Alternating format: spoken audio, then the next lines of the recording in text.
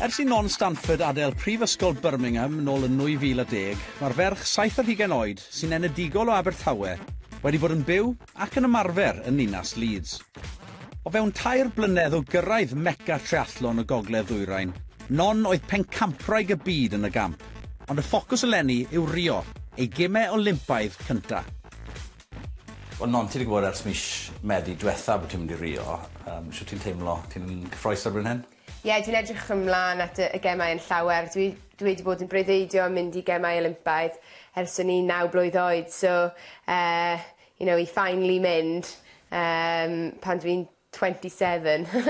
Mae'n breuddwyd sydd wedi dod yn trwy a dwi'n edrych ymlaen yn llawer i bod ar Copacabana Beach i cychwyn y ras ni. Beth oedd rhaid ti'n neud er mwyn cyrraedd y safon i fynd i Rio? I cyrraedd y tîm, roedd rhaid i ni gorffen ar y podium yn y Rio Test Event mis Awst blwyddyn diwetha a hefyd ar y podium yn y Grand Final yn Chicago yn mis Medi. So roedd yn really galed, roedd y selection yn galed iawn. Dwi'n credu y fwyaf galed yn y byd, really. Y tro ni siarad oedd just cyn gymau gymanlad 2 flynedd yn ôl, a oedd 2014 yn flwyddyn siomedig iawn i ti'n dod fe? Ie, roedd 2014 yn really galed i fi. Roedd tua 3 newid gyda fi, so roedd rhaid i fi ddim cystadlu yn y gemau cymymlad. Roedd yn siom fawr achos roeddwn ni'n edrych ymlaen y cystadlu am Cymru, achos dydyn ni ddim really yn gallu cystadlu yn Cymru very often. A roeddwn ni'n just teimlo fel wedi gadael pawb lawr. A roeddwn ni'n really edrych ymlaen at gobeithio ennill fedal am Cymru, ond fydd rhaid fi edrych nawr am 2018 a mynd allan i Australia a gobeithio wneud lan am y siom o 2014, really.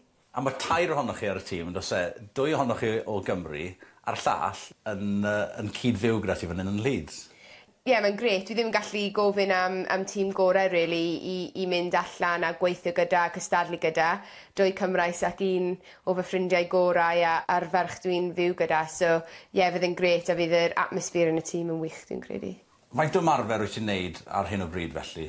Mewn wythnos arferol, dwi'n neud tua 30 awr o ymarfer, weithiau fwy, weithiau yn llai. Mae'n dibynnu really am rases ni'n neud, os ni'n teithio i ras neu at camp ymarfer. A yma yn Leeds yw'r lle i fod. Mae fel hwb, mae wedi tyfu fod yn hwb ar gyfer triathlon, yn dweud? Really, mae Leeds yn gret am triathlon a chi'n da llawer o'r athletwyr gorau yn y byd yma. Chi'n da'r Brownlees a Vicky Holland, Tom Bishop, Gordon Benson, 5 o'r athletwr sy'n mynd i'r gemau Olympaidd am Team GB yn fyw yn Leeds. Mae'n gret, mae'r reolwr yn ffab am cycling a facilities yn world class, so ti ddim really yn gallu meddwl am unrhyw lle arall fydd eisiau bod.